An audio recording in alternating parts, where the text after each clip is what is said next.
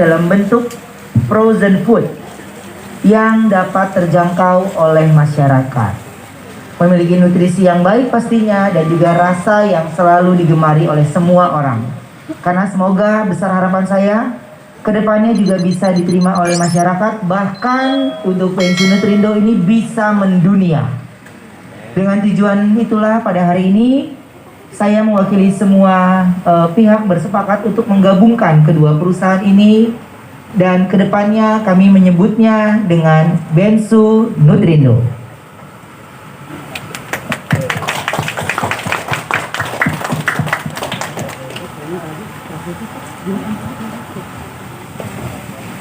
Langsung ke prosesi?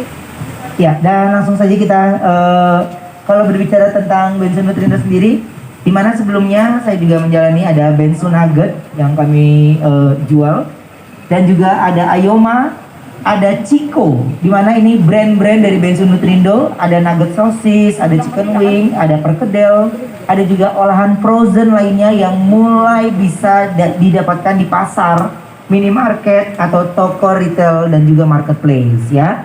Jadi semua brand-brand yang tadi saya sebutkan semuanya sudah tersebar di seluruh Indonesia.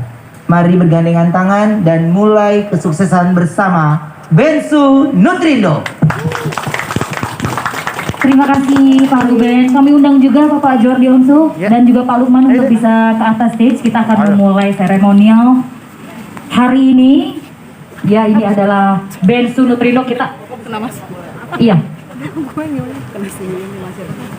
Oke, baiklah. Nanti Pak Ruben akan memecah sirine. Ini berarti ya, kita sudah resmi hari ini untuk launching Bensu Nutrindo. Yeay, selamat! Semoga selalu sukses ke depannya ya, dan semua cita-cita tercapai sampai mendunia. Amin ya robbal alamin. Kami persilakan untuk berfoto bersama Pak Jordi, Pak Ruben, dan Pak Lukman.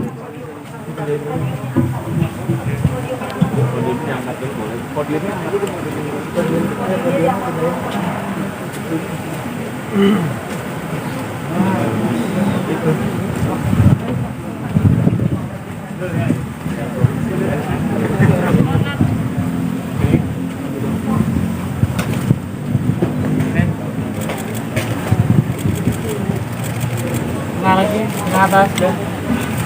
Ya, oke, lagi sini lagi. Bang, turunan bang, kamera bang. 1, 2. Geningan tangan dong, geningan tangan.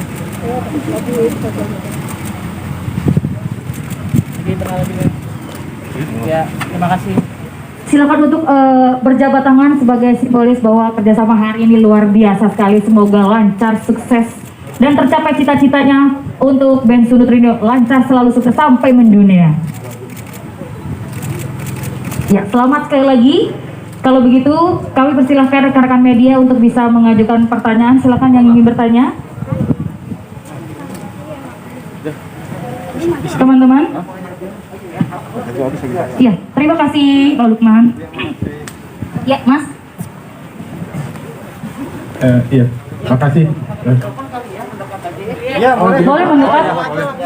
Ya, stop aja lah, gini enak lah. yang sebenarnya enak. Stop. Udah lah, enak lah.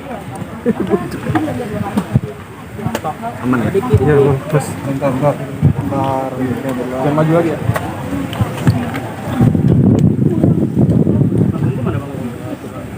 Sini ya? Siap. Oke. Orangnya oke ya? Siap. Bentar. Bang Loteng mas. Biarin aja ya. Ya, Koben boleh diceritakan hari ini agendanya apa? Udah? Ya, silakan Koben. Ya, agendanya hari ini di mana untuk pembukaan awal lahirnya beberapa brand baru untuk makanan frozen ya. Ini adalah pabrik yang cukup besar untuk menangani beberapa brand frozen. Karena ya kalau kemarin ini kan saya hanya satu aja ya, Bensu Nugget aja gitu. Tapi kalau sekarang kita jual perkedel, rolade gitu, terus chicken wing. Jadi makanan-makanan frozen yang mungkin sekarang ini juga diperlukan. Apalagi ya mungkin kalau makanan frozen itu juga lebih simple ya, praktis gitu. Jadi makanya karena masih usahanya makanan, jadi masih terus saya kembangkan. Persiapannya dari kapan untuk terobosan ini sendiri? Persiapan kita mungkin hampir 6 bulan lebih karena untuk mencari satu produk yang bisa dibilang higienis, terjamin, kemudian kami juga melakukan pengecekan secara berkala mulai dari kebersihan, kualitas, kemudian juga kapasitas sampai hari ini pun kapasitas produksi pabrik bisa sampai dengan 500 ton per hari untuk bisa mencakup seluruh Indonesia saja. Maka dari itu ya mungkin nggak singkat ya, kelihatannya aja kayak cepat. Ini mungkin adalah salah satu batu loncatan pertama di tahun 2022. Mudah-mudahan di tahun ini juga akan ada pabrik ataupun perusahaan lain yang aku dan Koruben bisa akuisisi atau belilah ibaratnya. Amin. Total ada berapa varian produk dari kerjasama ini, Pak Jordi? Banyak. Kita tuh ada 3 brand utama. Ada Ciko, Bensu Nugget, dan juga Ayoma. Jadi di mana setiap brand ini itu sudah mempunyai kelasnya tersendiri. Mulai dari harga, kemudian bagaimana cara mendapatkannya, bentuk produknya juga gitu ya. Jadi bukan hanya untuk penikmat yang ada di rumah aja, bukan cuma untuk konsumen aja, tapi sebagai model usaha juga. Jadi brand Ayoma ini adalah salah satu produk yang memang kita akan fokuskan untuk bahan baku bakery, pastry, foto restoran catering. Jadi maksudnya kan kadang-kadang kan kalau teman-teman suka makan roti sosis ya, gitu. Nah itu kan sebenarnya juga sosisnya beda gitu, bukan sosis yang biasa kita makan lebih gitu. Jadi kita juga produksi untuk yang perusahaan-perusahaan bakery gitu. Dan juga untuk beberapa brand yang kita bawakan itu sudah kita pikirkan baik, karena ada yang memang udah harganya ya memang bagus banget dengan kualitas bagus, ya ada yang benar-benar murah semurah-murahnya gitu. Tapi ya kan ada juga kalau kita makan burger ya yang abang-abang itu kan juga kan nggak akan mungkin dia beli isinya yang mahal ya. Jadi ya kita pikirkan ke situ. Jadi makanya target saya itu adalah lebih ke pasar-pasar. Lebih ke pasar-pasar B, C, D gitu. Jadi nanti nextnya saya akan langsung tinjau beberapa pasar untuk apa kendalanya mereka dan juga bagaimana cara menarik pembeli gitu dengan brand yang kita sekarang ini pegang. Termasuk pasar tradisional itu? Iya, pasar tradisional justru bukan di supermarket ya. Kalau supermarket atau swalayan teman-teman juga udah bisa beli di marketplace gitu, udah punya jagoannya marketplace masing-masing gitu. Koben biasanya kan ini melibatkan keluarga juga dalam setiap produk gitu, kayak Tabennya kan seleranya anak-anak segala macam. Kalau di sini mungkin melibatkan selera mereka juga atau masukan dari bunda juga. Iya. Waktu nyobain makanan itu ke saya dulu, baru nanti anak-anak tuh suka yang mana gitu. Saya harus sportif kan. Apa yang menjadi mereka suka ya berarti mewakili dunia anak-anak gitu. Jadi karena aman untuk dimakan oleh anak-anak, ya anak saya juga makan gitu. Jadi itu bisa menjadi contoh juga untuk yang lain. Ben, tadi kan sempat menyebutkan menjaga ketahanan pangan, apalagi di tengah pandemi ya. Seperti apa bentuknya dalam arti masyarakat itu kan worry juga dengan di tengah pandemi, makanan yang sehat, berkualitas dan sebagainya. Apakah ini salah satu bentuk dari OPP sendiri untuk masuk dalam bantu pemerintah? Iya, dari semua brand yang kita keluarkan itu sudah ada BPOM MUI-nya. Itu untuk halalnya juga sudah ada. Jadi rasa kekhawatiran dari pembeli biasanya itu awalnya ya. Jadi itu pun sudah tidak usah khawatir lagi. Dari Bensu Nutrindo ini brand-brand yang kita jual ini ada BPOM gitu. Lalu dan memang bukan cuma di end user aja, bukan cuma pabrik frozen food aja, tapi memang dalam waktu dekat juga gitu kita sedang untuk geprek Bensu sendiri sekarang sudah mulai menanam cabainya sendiri. Gunanya apa? Gunanya adalah itu tadi ketahanan pangan. Dengan fluktuasi harga yang naik dan turun, kualitas cabai dan juga harga, bahwa kami tidak akan mungkin menaikkan harga secara tiba-tiba. Dengan itu juga untuk frozen food kami sudah mencari beberapa partner yang mungkin akan kita akuisisi juga untuk slaughterhouse apa rumah potong ayamnya, di mana bisa menyediakan bahan baku untuk semua frozen food yang akan kita olah dengan harga yang sangat terjangkau. Anyway, untuk Bensu Nutrindo sendiri kita mulai dari 7.000 per kemasan sampai Rp30.000. Paling mahal 30.000. 30. Terjangkau. Ya, Ruben, terjangkau. Ruben dan Jordi ini kan lokasinya di sebuah pusat industri kecil di Ya. daerah ini. Apakah ini salah satu bentuk support juga terhadap industri kecil dan menengah? Nah, justru kemarin itu saya lebih banyak fokus ke pabrik pengolahannya. Oke. Karena saya pengen tahu berapa banyak orang yang bekerja di dalam sana, seperti apa, dan story dari setiap karyawannya kan juga kita harus tahu ya. Apalagi ini lebih banyak lagi orang-orang yang bekerja di dalamnya gitu. Bahkan ya kalau produksi yang kita produksi dalam satu hari bisa 500 ton, berarti berapa banyak jumlah orang yang kita pekerjakan gitu. Jadi saya lebih banyak meninjau ke pabrik secara untuk eksekusinya. Jadi ini mungkin salah satu bentuk yang kami bisa lakukan untuk Indonesia mengurangi tingkat ya minimal membantu mengurangi pengangguran ya. Jadi mudah-mudahan di pabrik yang kita kepala ini juga ada beberapa orang yang bisa membantu negara ini. Maka ada rencana untuk membangun toko frozen food sendiri nggak sih? Ada nanti di Jakarta Selatan gitu. Cuman lagi coba-coba aja gitu membangun tokonya karena kan orang masih ragu juga nih ya. Iya. Saya nggak tahu juga nih minggu depan apalagi pengumumannya gitu. Jadi untuk acara hari ini aja jadi nggak ya gitu. Jadi masih ragu secara pribadinya. Tapi ya semua manusia kan boleh punya rencana tapi Tuhan udah punya kehendak gitu. Jadi saya percayakan aja dengan positif. Makanya impian untuk punya pabrik seperti ini tuh ya sudah yang lama gitu. Jadi makanya saya dan Jordi ini mempersiapkannya benar-benar matang sekali. Jadi dari 6 bulan yang lalu ternyata baru selesai sekarang, dan ya mudah-mudahan menjadi tahun yang bagus buat kami. By the way, aku nambahin, ini bukan pabriknya ya teman-teman. Jadi ini cuma salah satu kantor cabang. Ya. Ya, tadinya memang aku pengen banget bisa bawa teman-teman semua untuk datang ke pabrik kita, Langsung. terlepas daripada pandemi, kemudian itu harus sangat steril, kapasitas orang juga sangat dibatasi. Ya. Kemudian tidak boleh ada kamera ataupun elektrik yang bisa masuk ke dalam area produksi. Jadi rasanya memang lebih baik di salah satu kantor cabang aja, Ya. supaya nanti mungkin one day perwakilan salah satu kita bisa ajak keliling tour. Kita ada 3 area produksi. Ini adalah salah satu kantor cabang. Ya.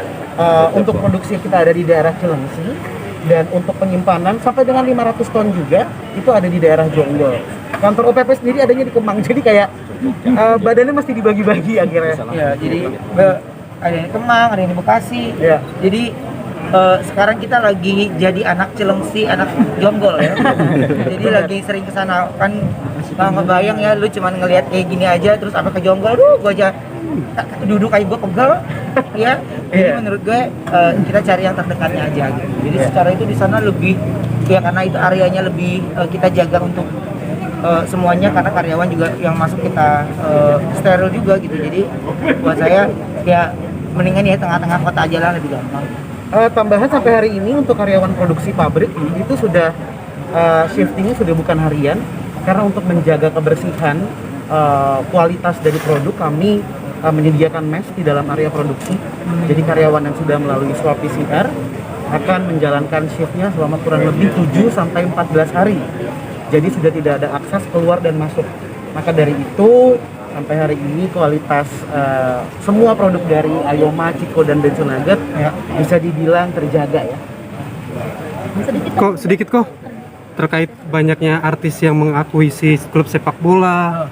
Ini klub ini kok ada niatan kok Ruben sama ke Jordi untuk mengakuisisi sebuah klub sepak bola. Terus kalau punya pabrik makanan ini ya udah passionnya saya. Tapi kalau punya sepak bola lo tuh ngapain?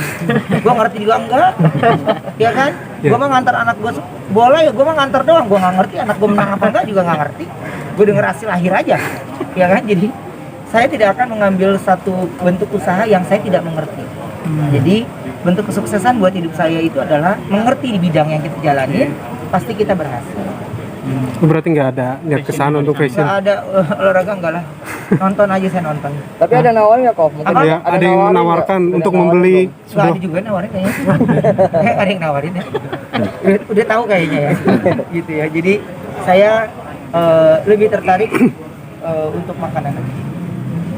Ya kalau mungkin tahun ini kan masih panjang, tahun 2022 mungkin Ya. punya terobosan apa lagi buat MOP atau OPP gitu? Iya, untuk OPP banyak terobosan yang mau kita lakukan karena salah satu brand yang mau kita buka ada di, ya syukurnya ada di luar negeri. Oh, wow. Setelah terakhir saya punya di Kuala Lumpur kan habis itu lockdown ya.